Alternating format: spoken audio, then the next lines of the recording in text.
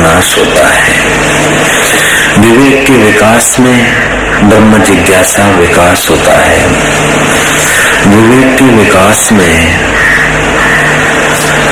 जीवन सर्वांगी विकसित होता है। श्रद्धा की जगह पर अश्रद्धा न आने पाए, प्रयत्न की जगह पर प्रमाद न आने पाए, सतर्कता की जगह पर स्फूर्ति की जगह पर आलस्य न घुस जाए, कर्म की जगह पर अकर्मणता न आ जाए, कर्तव्य सन्मुखता की जगह पर कर्तव्य विमुखता न आ जाए। इस बात का विवेक करना चाहिए। ये विवेक होगा तो मिलने में देर नहीं। प्रिया से मिलने में देर तब तक लगती जब तक हमारा श्रद्धा की जगह पर अश्रद्धा, प्रयत्न की जगह पर प्रमाद, तत्परता की जगह पर आलस्य, कर्म की जगह पर अकर्मणता, कर्तव्य सम्मुखता की जगह पर कर्तव्य विमुखता बनती है। जितने अंश में ये दोष आते हैं विवेक की कमी से, उतने अंश में क्रिया से मिलने में देर लगती है, जिज्ञासा के उठने में देर लगती है। मिलने में देर लगने का कारण है कि हम योग्य बनने में देर कर रहे हैं। मनुष्य मात्र मुक्ति चाहता है, गरीबी से मुक्ति चाहता है, बीमारी से मुक्ति चाहता है, अपमान से मुक्ति चाहता है, दुखों से मुक्ति चाहता है, पराधीनता से मुक्ति चाहता है। मुक्ति तुम्हारा जन्म सिद्ध अधिकार है और तुम्हारी जन्म सिद्ध चेष्टा है। छोटा सा जीव जंतु भी बंधन नहीं चाहता है, तो मनुष्य बंधन कैसे चाहता हो? मोक्ष तुम्हारा स्वभाव है और मोक्ष पाना तुम्हारा हक है। गलती ये होती है कि हम विवेक का आश्रय नहीं लेते हैं। श्रद्धा की जगह पर अश्रद्धा, तत्परता की जगह पर प्रमाद। और ये प्रमाद क्यों होता है? परिस्थिति, साधन, सामग्री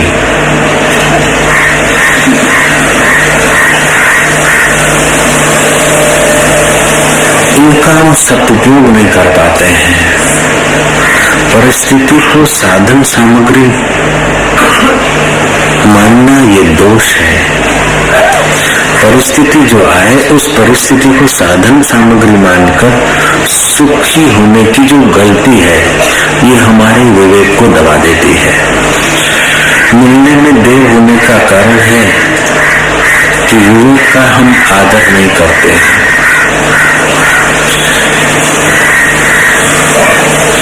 गुण जो है प्राकृतिक है, हम अपने में मान लेते हैं, ये अविवेक है। गुण है प्राकृतिक, हम अपने में मान लेते हैं। दोष होते हैं विकारों के फोर्स से, हम दूसरे में आरोपित करते हैं। गुण होते हैं अपने मानते हैं, अपने गुण देखते हैं, दूसरे के दोष देखते हैं। ये विवेक की कमी है। होना तो ये चाहिए कि गुण अपने देखे तो प्राकृतिक समझो। कुछ प्रकृति से मिलते हैं, कुछ माँ बाप की परंपरा से मिलते हैं, कुछ ईश्वर की कृपा से आते हैं, कुछ सत्संग की कृपा से गुण आते हैं। गुण अपने में हम मान लेते हैं तो गुणी होने का अभिमान ये अविवेक है। दोष अपनी वासना से आते हैं, लापरवाही से आते हैं, अविवेक से आते हैं। मान लेते हैं कि इनके कारण दोष हुआ, ये गलती है। और ये दो बड़ी गलती हमारे सारे दुखों का मूल बन जाती है। महात्मा गांधी 1890 में पोटस्थम में सम्मेलन में गए। मां को वचन दे चुके थे कि मैं मांसाहार नहीं करूंगा, शराब नहीं पीऊंगा, व्यभिचार नहीं करूंगा। उन दिनों में मांसाहार बिना रहना विलायत में बड़ा मुश्किल सा लगता था, लेकिन हर रोज भगवान को प्रार्थना करते थे और भगवान की प्रार्थना उनकी रक्षा भी करती थी। फिलोसॉफिकल सोसाइटी में गए और कुछ सज्जन मित्र मिले। उन मित्रों के साथ उनको गीता का अध्ययन करने का अवसर भी मिला। कोई सम्मेलन में गए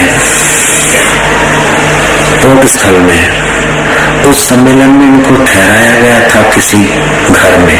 वो घर बदनाम था, लेकिन समिति के लोगों को पता नहीं था। भोजन आदि करके ताश खेल रहे थे। हास्य विनोद धीरे धीरे अश्लील विनोद में बदल रहा था। गांधी जी लिखते कि मेरा मन ढीला पड़ा, लेकिन मेरी प्रार्थना और मां को दिया हुआ वचन उसका विश्वासघात न हो, ऐसी भगवान को प्रार्थना करता था। और उस भगवान ने मेरे मित्र के मन में प्रकाश फेंका। मेरा मित्र झुंझला उठा। मैं ताश रखकर पतन की खाई में गिरने को ही था, तो मेरे मित्र ने मेरे को डांट दिया कि ये तुम्हारा काम नहीं, क्या करते मोहनलाल। मैं उस अश्लील वातावरण से, पापाचरण से, व्यभिचार से बाल बाल बच गया। मैं भागा अपने कमरे में और भगवान से प्रार्थना की।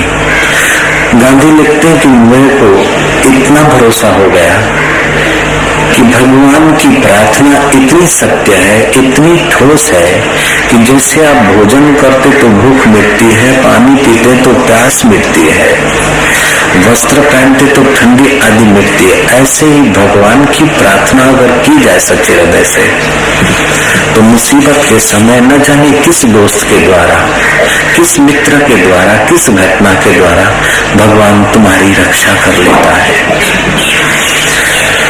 1902 में गांधी जी गोरेगांव में आए, मकान किराए का लेकर वहां वकीलात शुरू की, करने की तैयारी थी। उनका बेटा मणिलाल बीमार पड़ा। बुखार इतना बढ़ गया कि पारसी डॉक्टर ने कहा कि बच्चे की तबीयत बहुत सीरियस हो सकती है। अभी तो सीरियस है, उससे भी ज्यादा सीरियस हो सकती है, खतरा है। इसको अंडे खिलाए जाए और मुर्गी का कुछ सूप रोक दिया जाए।